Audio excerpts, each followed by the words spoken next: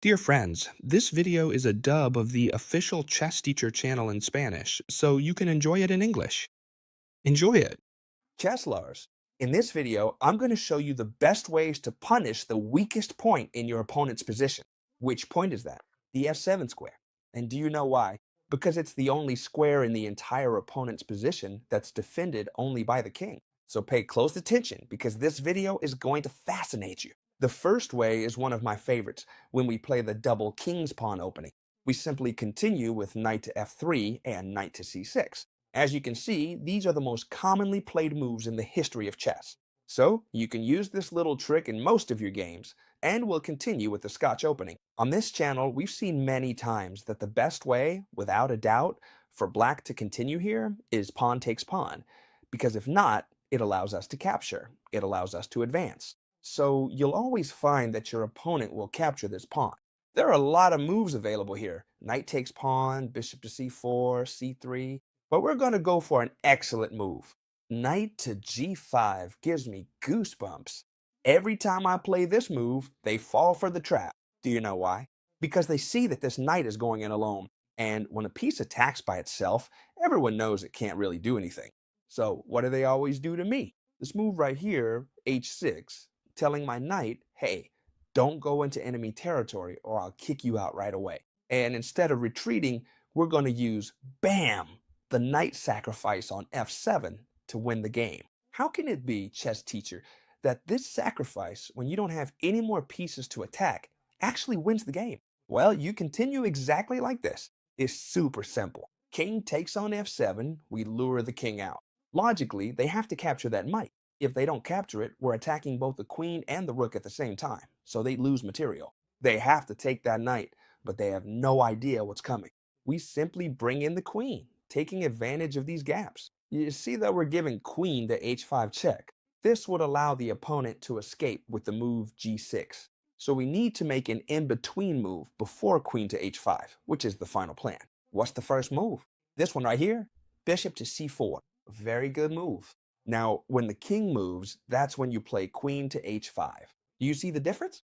Now, g6 is impossible because we would simply capture the pawn and the game would continue the same, whether they play g6 or not. So the game continues with king to e7. We bring in the queen and checkmate is going to be inevitable. Let me show you. Only move, king to d6. Now we keep threatening the king with the bishop. Bishop to f4, check. The king has to move up, and the game would continue with queen to d5, check. They only have two options, either king to b4 or king to b6, and both would be checkmate with king to b5. The method I'm about to show you now is much more effective because with the first one, it's likely they won't fall into the trap if they don't play h6, if instead of moving the king back, they move it forward. Even so, we're going to end up with a nice attacking position. But the one I'm about to show you now is the one I use the most in my games. It's spectacular. We'll also continue with the Scotch opening, but when they capture, we'll stick to our gambit style. The style of the Scotch gambit, probably the favorite of many of you, because it's also mine. There are several moves here. We've talked about them on the channel, like knight to f6, bishop to c5. They're the most popular ones, right? For example, bishop to c5 is the one I like to punish the most because it's the one people use the most. What's happening when they play bishop to c5 against us? What we want to do is play c3. What we want is to open up the center. We're playing in gambit style. The most common move is pawn takes pawn. Why are we giving away so many pawns? To open lines and take advantage of our development. And this is where the effective sacrifice on f7 comes in.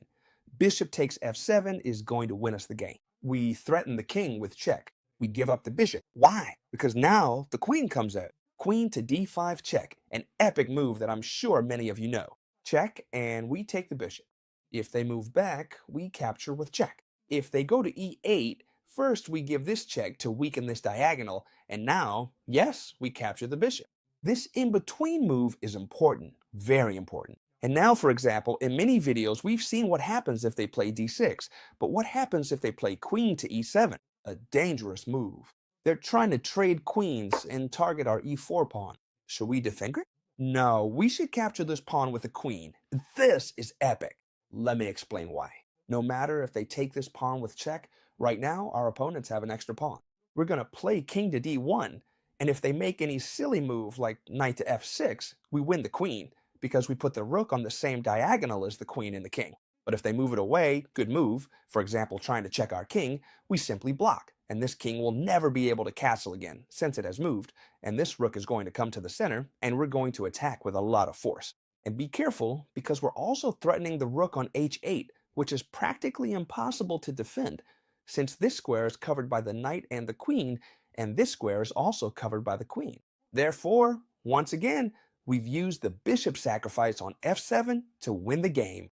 This is without a doubt my favorite trap for sacrificing on f7. You're gonna love it. It's gonna remind you of a pretty familiar trap, but this is an improved version. Let's start. How? With knight to f3, knight to c6, and indeed, the gambit we're using to pull off these sacrifices is the Scotch gambit, d4. It's a super strong gambit that we've talked about many times on the channel. What happens now is that after bishop to c4 with the typical response knight to f6, which is the best move for black, okay? We just saw what happens if they play bishop to c5 against us, right? Let's see what happens with knight to f6. I'm going to show you a trap that we've rarely seen on the channel. Knight to g5. What does this remind you of? Doesn't it remind you of the fried liver attack, the fegatello attack, right? Where we attack f7 with the knight and the bishop. Well, this is an improved version of the fegatello attack. All right, pay close attention, okay? We're attacking the f7 pawn. How do they defend it? There's only one way. What is that way? It's putting the pawn on d5, blocking this diagonal for our bishop. So here's what we do. We capture, and recapturing with the knight is already the decisive mistake. And I'll explain why. Because it's a little different from the fegatello attack, but it's much better. Here, we're attacking the knight. If it moves, we push the pawn and renew the attack. But the real mistake is knight takes pawn, which is what people always play against me when I use this opening. What are black thinking here? Knight takes pawn doesn't work now, which is the typical sacrifice from the fried liver attack, right? Knight takes pawn, a brutal sacrifice. When the king captures, queen to f3, and we take the knight. But what happens then? Here, black isn't forced to capture the knight and can play the wonderful move queen to e7 check. And when we block, they could take our bishop. Even if we block with the queen, they could play king takes knight. That's why now the knight sacrifice on f7 wouldn't work. So, chess teacher, why do you sacrifice the pawn? What's the point of this attack now if we can't continue? Well, yes, here the excellent move is this one right here, castling. A wonderful move. Why is this move so good if what you're doing, chess teacher, is wasting a tempo? Well, we can afford to lose this tempo because there's no way to defend. We move the king away from the center and bring the rook into play. So, since there's no way to defend, we can afford the luxury of castling. What do they want to do? Castle quickly. That's why they always play bishop to e7. They threaten the knight with two pieces and allow themselves to castle on the next move. But now, once they've castled, and remember this detail well, detail. Whenever you're castled, knight takes on f7 is a deadly move, absolutely deadly. In this case, we threaten the queen and the rook. They can't play queen to e7 because of the bishop, but it doesn't matter. If they had played something else, it wouldn't work either, because the king isn't in the center, so it wouldn't be check, and we would capture the rook. That's why now they have to take. Notice the difference, right? Once they're castled, they have to take. And now the deadly move, obviously, is queen to f3. As you can see, this is an improved version of the fried liver attack, or figatello attack. We attack the king, and we attack the knight. It wouldn't help to cover with the king, because we have the rook to threaten along here, right? It would be way too dangerous. So here, the most common move, logically, is to block the check. We can get the piece back, and in fact, that's what we do. We've recovered the piece, but up to this point, chess teacher, we've sacrificed a piece, and all we've done is get it back. So nothing at all has happened here. Black is in exactly the same position. Oh no. Here, we're much better off because our attack is lethal. The king is in a terribly bad position, while we're in perfect shape. And here, the game would continue as follows. If the king moves away, we would keep attacking with the rook and the bishops, but the most common move is to block with the bishop, so they try to eliminate one of our attacking pieces. Careful, I don't blame them. It seems like a good move, but at this point, there's nothing they can do to stop our attack. For example, what are we going to do? We exchange the bishop to draw the king a little more toward the center, so that we can bring another piece into the attack. Which piece is that? The rook. Rook to 1, check. Where does the king have to go? Well, if he goes this way, it starts to get dangerous because we'll come in with the bishop. Whenever you can bring in an extra piece to threaten the king and gain tempo, you should do it. But what's most commonly done here is that they try to take cover behind their bishop to lure the rook, create an artificial castling, and avoid all the problems. But when the king is in a precarious situation, we always have opportunities and ways to take advantage of it. In this case, how could we do that? Well, for example, by making a double attack and a cross attack. Queen to b3, an excellent move. It attacks the king and also attacks the pawn. As you can see here, at the very least we win a pawn. The king has to move. For example, king to f8. It really doesn't matter to us where he goes. You can't block the check because there's no piece to do it. That's why it has to move. And then we, for example, could capture this pawn. Would that be a good idea? We already have an extra pawn on top of having a good position. But not only that, for example, we're also gaining tempo by attacking a knight that has to move. The king is in a bad position, and this game is going to end in a win, for example, by playing bishop to f4, also attacking this pawn, moving the knight here or even here, bringing the other rook to the center. The point is that our position is 1,000 times better than our opponent's, and all of that came thanks to our brutal knight sacrifice on f7. I'm sure the sharpest among you have noticed here, after knight to f6, the lethal attack we're launching with knight to g5, a devastating attack. I'm sure many of you have said, yes, d5 is a bad move. I just realized it because a pawn takes pawn in what we just saw. But there's another move here, chess teacher, that you overlooked. If we're threatening this square, then I simply play knight to e5. I defend it perfectly, and also attack your bishop on c4. In other words, you can't chase away the knight because I'll capture your bishop and tear you apart. So what should we do here, chess teacher? Is our whole attack over? No. And I love that you all notice this because it means you're aware of all your opponent's options. If you notice it, your opponent will too. And we might end up in these positions. When your bishop is attacked, what should we do? Simple. Let's use logic in chess. What do we want to attack? This f7 square, where we can place the bishop to keep attacking, but putting it on a square where it can't be captured. Simple. b3, right? I'm still threatening f7 with a bishop and a knight. So now if they slip up and, for example, play d6, then I've simply won the game. How? Well, first by driving out the knight, and when it leaves, taking here. You get it, right? So here, they might fall for this trick, not realize it, and think that this knight is well defended. If they do something stupid like this, whatever, we drive out the knight and go in. But of course, here, it might be that they don't waste any time and tell you to get out before it's too late.